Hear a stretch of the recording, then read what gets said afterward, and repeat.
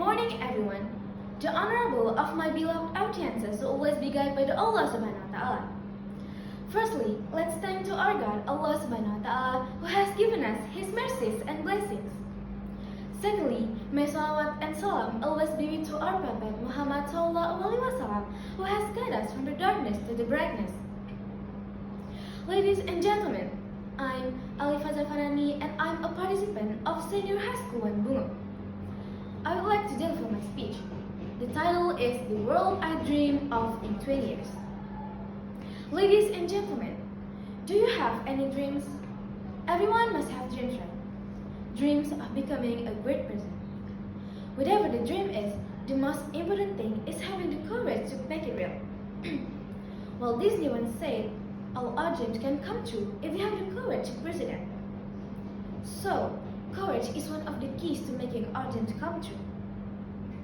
However, have you ever imagined what we should dream and what the real meaning of a dream is? A dream gives us purpose in our life. With a dream, we start to know what we will achieve and where our life will go. But I have a dream where that dream is not only about me, but also needs the role of you and all of us. My dream is about a world full of peace, where everyone feels the same without any differences. Ladies and gentlemen, in this world, there are many people who often look down on others. They think that differences that exist in each individual are things that make someone unworthy of acceptance or make someone have to be avoided.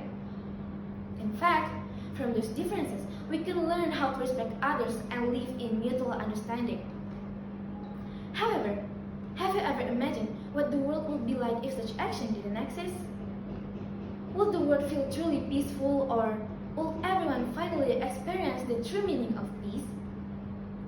Ladies and gentlemen, I realize that there are still many things that make our world far from peace. One of them is bullying.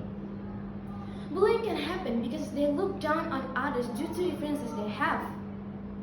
They use those differences for things they shouldn't do. They bully, humiliate, or even commit acts of violence. In fact, those differences should be what unite us. Right now, there are still many cases of bullying in our country that occur in school as well as in society. Recently, there was a bullying case that caused the victim to lose their life. The reason was differences. Even though those differences shouldn't make someone a victim of bullying.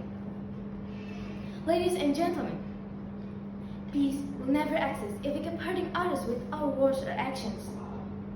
True peace is when everyone dares to be themselves and be happy. To create peace, we all need to learn how to respect others and see them equally.